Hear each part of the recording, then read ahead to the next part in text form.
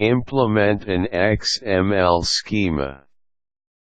In this article, we are going to look into how one can create an XML schema. In order to understand XML, extensible markup language, schemas, we will review the basics of XML in this introduction.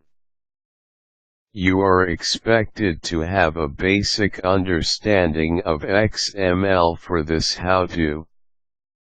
XML, the extensible markup language, is a text-based cross-platform language that enables you to store data, like addresses, in an address book, in a structured manner.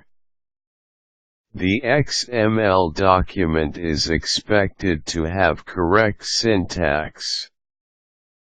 Therefore, when making XML documents, they should be well-formed. A well-formed document has the following: closed tags, or an element's attribute must be enclosed in double quotes. XML is case-sensitive. In other words, the beginning and ending tag should use the same case. A very simple example of an XML document is given below for a candy store menu. Lollipop 634,847 0.50 mint 634,812 0.75. The first statement is the processing instruction. It tells the parser we are working with a particular version of XML. The rest of the document is composed of our tags and elements. In the example above, the element name has an attribute of company. A great way to remember an attribute is to think of it as a property that something may have. A candy has a name. The name is associated with a particular company. In our how-to, we are going to take the example above and create an XML schema for it, which will define rules for how our elements' content, or data in other words, must be given. For example, what format is expected for our ID? Can it have alphabetical characters? XML schema. An XML schema declares metadata which assigns a particular type, whether it be simple or complex, to the elements and their attributes in an XML document. Step 1. Let's take a look again at our example for the candy store. Lollipop 634,847 0.50 mint 634,812 0.75. Our candy store element has two candy sub-elements. Each candy element has the supplements of name, ID, and price. It also has an attribute called company. When building rules of syntax, we must define constraints for the format of our data.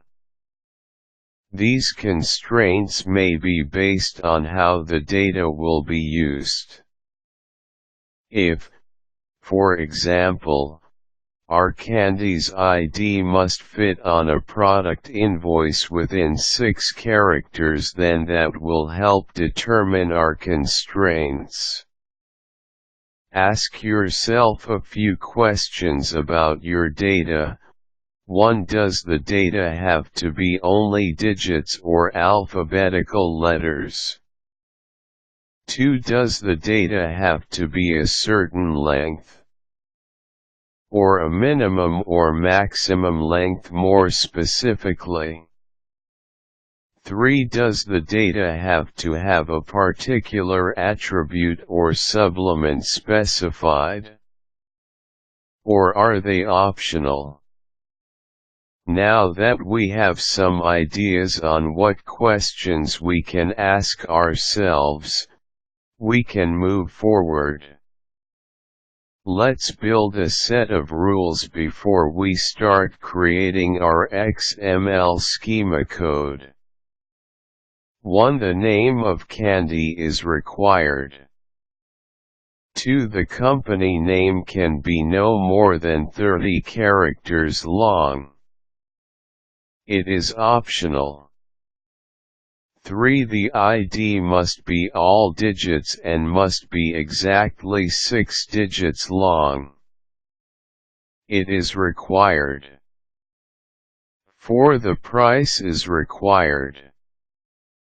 Step 2. With our list of rules we can now create our schema.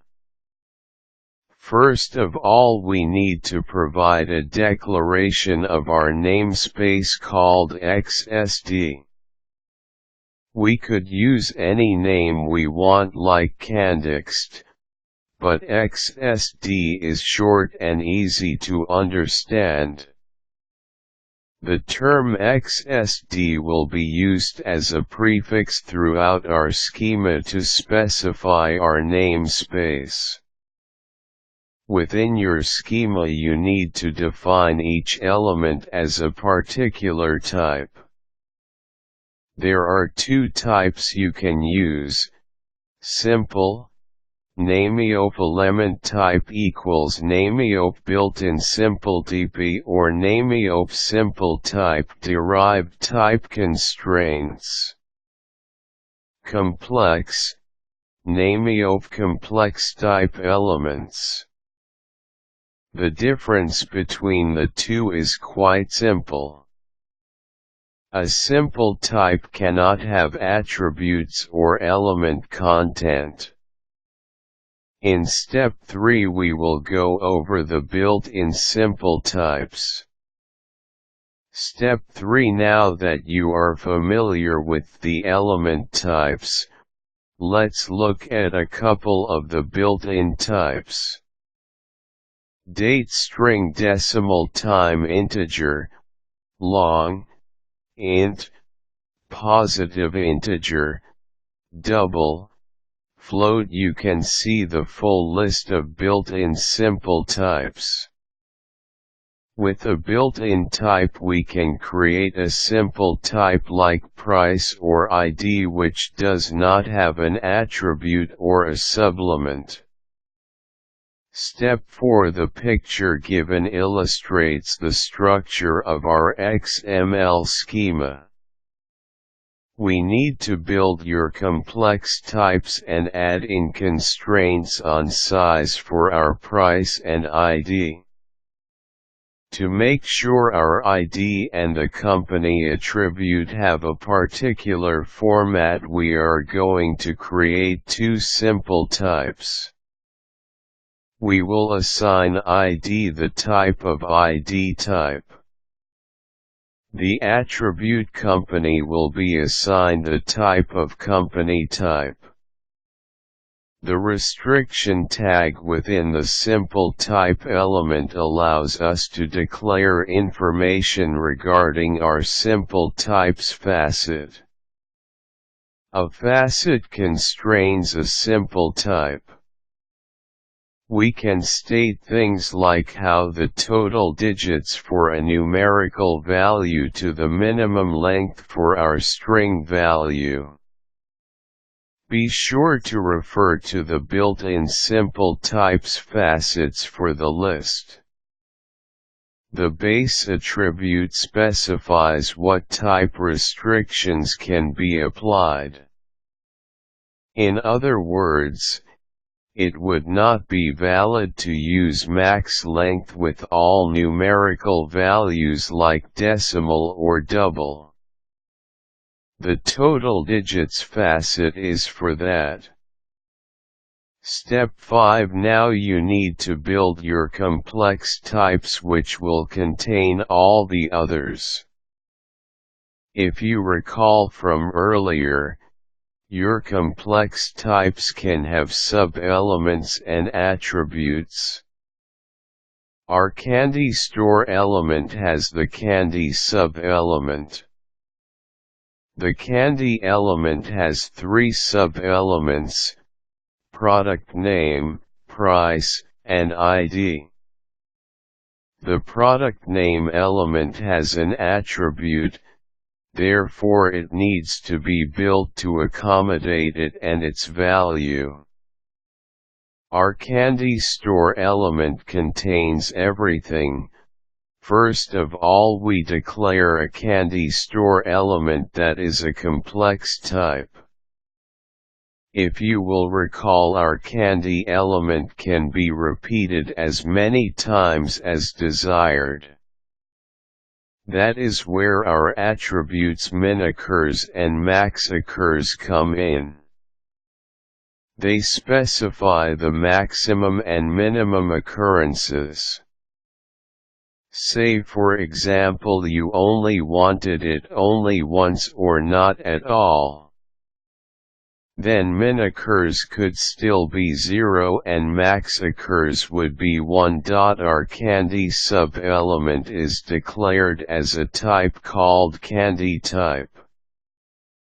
This one is quite large. Product name element will go here. Explained below. Do you remember the simple type information for our ID? Here it refers to its type, which was called ID type. Here is the product name element which was cut out from above so it could be explained. Within the element tags of product name we declare a complex type. We have to be able to put in a string value for the product name element, so we need to declare a simple content type. This will allow us to have restrictions or extensions on our text-based complex type. If we did not take these steps, then we would not be able to put the text for the name of the candy between the product name tags. In our case, we want to be able to put in a string value. Also, we have an extension for our attribute called company that needs to be declared. The base attribute for the extension element above specifies our built-in data type, i.e. string, long, etc., a simple type, or complex type. Once we put it all together, we are done. Make sure your XSD file has this at the top, and the XSD schema tag should be closed with at the very end after everything. Take your completed XSD file and name it candystore.xsd. It is valid and well formed. Step 6. Our final step is to apply our XML schema to our original XML file. Candystore.xml lollipop 634,847 0.50 mint 634,812 0.75 candystore.xsd. Note: make sure your entire XML schema is within the tags.